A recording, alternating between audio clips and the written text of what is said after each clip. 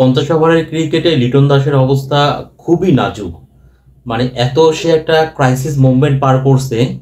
তো এই জায়গাতে বলবো যে আমার অবজারভেশনটা হচ্ছে যে একটা খেলোয়াড়, বিশেষ করে লিটনের মতো একজন গুরুত্বপূর্ণ ব্যাটসম্যান, যিনি কিনা গুরুত্বপূর্ণ পজিশনে ব্যাটিং করে থাকেন। তো লিটন যে পজিশনে ব্যাটিং করে থাকেন এবং যেহেতু তিনি একজন বিশেষজ্ঞ ব্যাটসম্যান, সো এইরকম পজিশনে যদি কোনো খেলোয়াড় লং টাইম রান করতে না পারেন, মানে ব্যাট প্যাচে থাকেন বা অফ ফর্মে থাকেন, তাহলে পরে অবশ্যই তার ব্যাপারে চূড়ান্ত একটা সিদ্ধান্ত নিতে হবে যে সে কি আসলেই দলে আর চান্স ডিজার্ভ করেন কি না। প্রথমত দেখেন যে লিটনকে কিন্তু ম্যাচের পর ম্যাচ তাকে সুযোগ দেওয়া হয়েছে।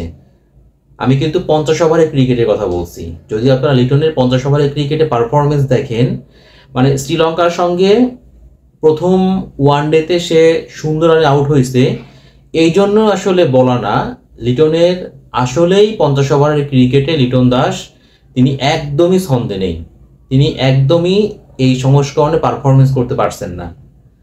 লিটনের লাস্ট যদি আপনারা 8টা ইনিংস দেখেন তাহলে পরে দেখবেন যে সেইখানে উনি এই 8টা ইনিংসের মধ্যে 4টা ইনিংসে তিনি ডাক মেরেছেন, মানে 0 রান করেছেন, এবং বাকি যে 4টা ইনিংস, ওই 4টা ইনিংস মিলিয়ে তিনি রান করেছেন হচ্ছে 13, সর্বোচ্চ রান হচ্ছে 6, এবং তিনি লাস্ট হচ্ছে 50 করেছেন 14 ম্যাচ আগে, মানে 14টা ইনিংস আগে তিনি ভারতের বিপক্ষে পুনেতে 50 করেছিলেন, 60+ রান করেছিলেন ওয়ানডে বিশ্বকাপের ম্যাচে। তাহলে পারে এই 14টা ম্যাচে তার সর্বোচ্চ রান ছিল হচ্ছে 45। তার মানে আপনি দেখেন যে প্রতিপক্ষ বদলালে পারেও New Zealand, South Africa, Netherlands, Sri Lanka, Pakistan, মানে প্রতিপক্ষ বদলালে পারেও লিটন তিনি এই সংস্করণে কোনোভাবেই পারফরমেন্স করতে পারছেন না। এখন এই জিনিসটাও বলা হচ্ছে, মানে লিটনের ব্যাটিং যে অ্যাপ্রোচ আমরা দেখতে পাচ্ছি, লিটনের ব্যাটিং অ্যাপ্রোচ দেখে এটাও অনেকে বলছেন যে তাকে, তার ব্যাটিং করা দেখে মনে হচ্ছে তাকে জোর করে মাঠে নামানো হয়েছে, মানে তার হচ্ছে খেলার কোনো ইচ্ছা নাই, ইচ্ছার বিরুদ্ধে লিটনকে এই সুযোগ দেওয়া হচ্ছে এবং তিনি তার উইকেটটা প্রতিপক্ষ দলকে বিলিয়ে দিয়ে আসছেন। যদিও আমি আসলে এটা বিশ্বাস করি না, কোনো খেলোয়াড়ই তিনি কিন্তু কখনো চাইবেন না যে ন্যাশনাল টিমে চান্স পেলে পারে, বেস্ট 11-এ থাকলে পারে তিনি তার উইকেটটা প্রতিপক্ষ দলকে উপহার দিবেন বা তিনি তাকে জোর করে খেলানো হচ্ছে। কারণ ন্যাশনাল টিমে খেলা কিন্তু প্রত্যেক খেলোয়াড়ের একটা স্বপ্ন, আর সবাই কিন্তু ন্যাশনাল টিমে চান্স পায় না। বেস্ট 11-এ আপনারা তো বোঝেন যে বাছাই করা কিন্তু সেরা 11, মানে 11 জন কিন্তু বেস্ট 11-এ থাকে।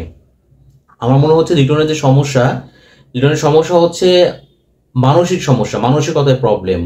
উনি হয়তো বা মেন্টালি উনি হয়তো বা খেলার জন্য উনি হয়তো বা প্রিপেয়ার্ড না, তার মানসিক সমস্যা বলে আমার কাছে মনে হয়েছে। লিটন যে মাপের ব্যাটসম্যান, আমরা কিন্তু সবাই জানি যে লিটন যখন ছন্দে থাকেন, লিটন যখন রান করেন, তখন কিন্তু আমরা সবাই বলি লিটনের ব্যাটে হচ্ছে মোনালিসার ছবি আঁকেন, এটা কিন্তু আমরা জানি। কিন্তু একটা খেলোয়াড় ম্যাচের পর ম্যাচ, ইনিংসের পর ইনিংস তিনি রান করতে পারবেন না, ফ্লপ থাকবেন, ব্যাট ব্যাচে থাকবেন, তার আউট হওয়ার ধরন নিয়ে প্রশ্ন উঠবে, তাহলে পরে তো তাকে নিয়ে আপনার সিদ্ধান্ত নিতেই হবে। তো এখন মনে হয় সময় এসেছে, ধরেন লিটনকে এই যে আপনার হলো ওয়ানডেতে রাখা হলো, এই যুক্তি কি বলা হলো, লিটন যদি টি20 ক্রিকেটের ক্যাপ্টেন, তো একই বল, মানে সাদা বলের খেলা, তো তারা চাচ্ছেন যে লিটন যেন টি20-তে যেন তিনি ভালো পারফরমেন্স করতে পারেন, কিন্তু ন্যাশনাল টিমে যেটা আসলে হইতে পারে না, সংস্করণ ভিন্ন। ধরেন লিটন ওয়ানডেতে পারফরমেন্স করতে পারছেন না, তো এখন কি লিটনকে ম্যাচের পর ম্যাচ খেলাইতে হবে? আরও তো আমাদের পাইপলাইনে তো আরও খেলোয়াড় আছে, আরও তো আপনার আপনি ওপেনিং পজিশন বলেন বা 1 ডাউন বা 2 ডাউন বলেন, এরকম পজিশনে বিকল্প খেলোয়াড় কিন্তু আমাদের আছে। তাহলে লিটন যেহেতু পারফরমেন্স করতে পারছেন না, ব্যাট প্যাচের মধ্যে আছেন, সবচেয়ে ভালো হবে হচ্ছে তাকে একদিনের ক্রিকেট থেকে বিশ্রাম দেওয়া। এবং পৃথিবীর অন্যান্য যে ক্রিকেট খেলুড়ে দেশগুলো আছে, তারা কিন্তু আমরা সবাই দেখেছি যে কোনো খেলোয়াড় যদি খারাপ সময় পার করে, ব্যাট প্যাচে থাকে, তাহলে পারে প্রয়োজনে ওই যে মনস্তাত্ত্বিকের শরণাপন্ন হওয়া যেতে পারে লিটনকে, যে আসলে তার প্রবলেমটা আসলে কোথায়, সেই প্রবলেমটা ফাইন্ড আউট করা যেতে পারে। এর পাশাপাশি ফর্মে ফেরার জন্য সবচেয়ে বড় যে মঞ্চ সেটা হচ্ছে ঘরোয়া ক্রিকেট। যদিও আমাদের ঘরোয়া ক্রিকেটের মান নিয়ে প্রশ্ন আছে, আর তারপরেও আমি বলবো যে লিটনকে ঘরোয়া ক্রিকেটে পারফরমেন্স করার পরে তাকে যদি আবার ওয়ানডে ক্রিকেট ন্যাশনাল টিমে যদি চান্স দেওয়া হয় তাহলে পারে কিন্তু আর কোনো তার দলে অন্তর্ভুক্ত নিয়েও প্রশ্ন উঠবে না, পাশাপাশি ঘরোয়া ক্রিকেটে পারফরমেন্স করলে পারে লিটনের কিন্তু আত্মবিশ্বাসটাও বাড়বে। সো একটা খেলোয়াড় সে যেহেতু এরকম ম্যাচের পর ম্যাচ এরকম ব্যর্থ হচ্ছেন, রান করতে পারছেন না, তার দলে খুবই স্বাভাবিক অন্তর্ভুক্তি নিয়ে প্রশ্ন তো উঠবেই, সেটা তো অলরেডি উঠে গিয়েছেই।